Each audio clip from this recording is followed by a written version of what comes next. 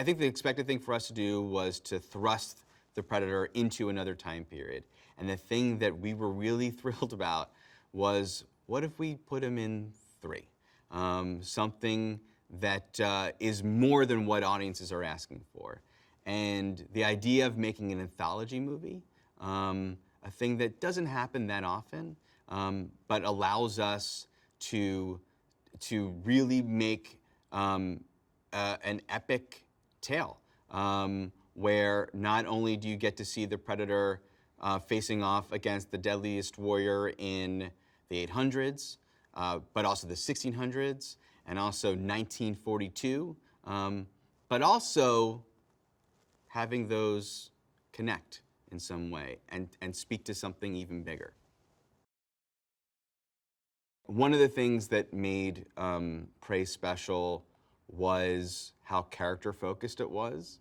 And so with The Shield, our chapter set in the 800s, which is now the furthest back the Predator has ever traveled, we really love the idea of telling a story about a mother, something a little more unexpected for the genre.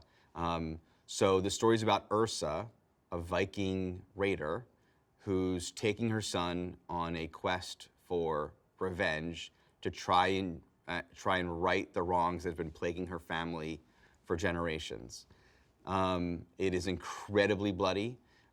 There is a long take sequence, which is something that is a little bit more special in live action, but still, for the thing that we're able to pull off in our animation is something that we could never have done in a real movie, and it really makes the chapter stand out amongst something that is a story that is incredibly intense and heartbreaking, but still delivers on all the thrills that you'd want from a Predator movie.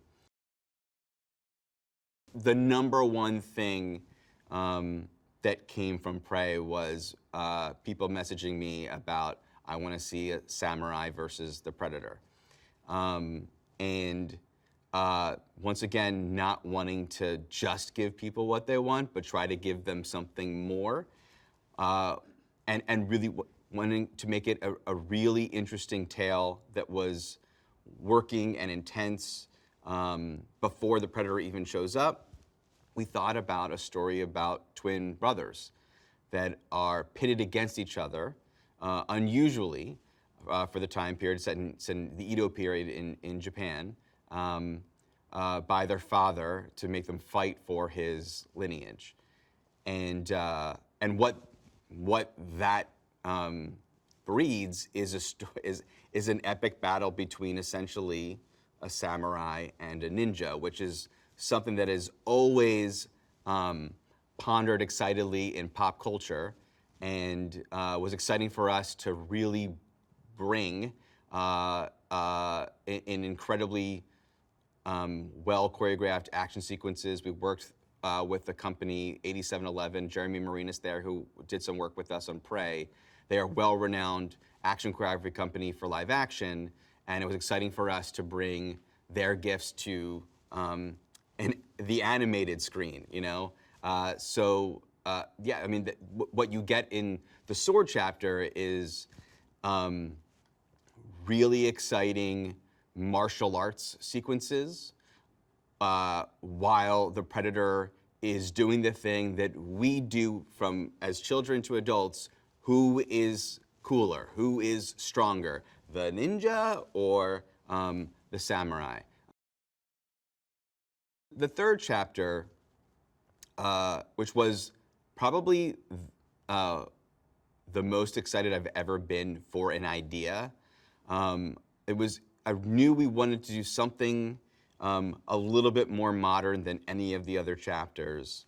And when thinking about the Predator versus Soldier, I couldn't quite crack what would make that truly special, especially since the first movie was Predator versus Soldiers, quote unquote, or so to speak. And so luckily had this really awesome idea of, what if for the first time the Predator doesn't leave his ship and we make it a dogfight in World War II? Once again, in thinking of the greatest warriors throughout history, some of them were in the sky. And thinking about how the predator, because certainly there's an instinct of like, well, that feels like maybe the predator is overpowered for that scenario, which he is for all the time periods he ventures to. But the thing that's unique to the Yautja, to the predator species, is that they have honor, and they always sort of meet their foes with whatever they can bring. So the predator is using more analog weaponry to take down World War II fighter planes. And it's a really, I mean, the stuff that you see in The Bullet is things that you've certainly never seen before in any movie, and we fully take advantage of the animated medium to make those fight sequences incredible. Once we started to embrace us making, for the first time, this giant Predator animated movie, I thought a lot about how often when I'm working on these movies, we see such incredible concept art. And the movies, as good as we can make them, sometimes never quite look as cool as the concept art. And so that was really exciting about making an animated film, is that, wow, we can, if we choose a more painterly style and make it look like moving concept art, it can look both elegant and beautiful, but also when it's violent, the violence can look like something you've never seen before. And Josh Wasung brought up the idea of maybe animating on twos, which I think was a really clever idea, because it's an animation style that has recently come back in vogue thanks to the Spider-Verse movies, but is also the first animation style. It's where it all began. So there's something very cool in a movie that's set throughout history, to have this somewhat, actually, not, I wouldn't even say a timeless animation style, I would say of its time, as in from long ago and also right now. I've been a fan of composer Ben Wallfisch for a long time, and he had just done Alien Romulus, which is certainly a cousin of our franchise. And what was really special about Ben is that he is a very much classically trained composer, but also has a very modern sense of film score in terms of the movies that we grew up on are all very thematically oriented, big, huge movie themes.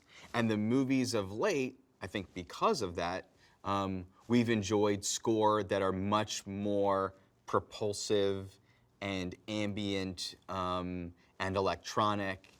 And this movie really wanted to have all of those flavors.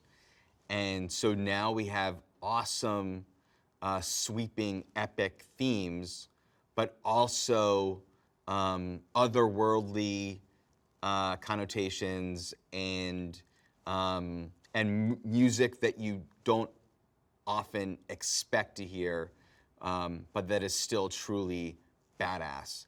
And he took the original Alan Silvestri compositions and did some really cool things with them and incorporated them into different time periods.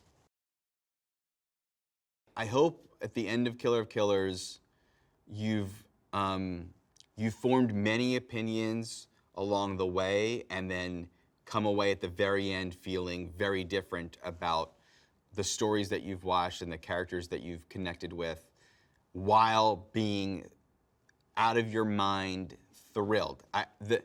There's a thing that happened to me in my formative years when I was way too young and saw the Japanese animation Akira for the first time, and was completely mind blown. It was like, I can't believe a movie can do that. And I'm realizing, as we finally finish Killer of Killers, like this can be that movie for another generation that look at animation one way and then see this movie and be like, I cannot believe I've just seen the things that I've seen. So yeah, hopefully there's crazy enough, a real warm, heartwarming feeling that bubbles up while you're also sweating and punching your fist in the air and cheering in all the awesome action.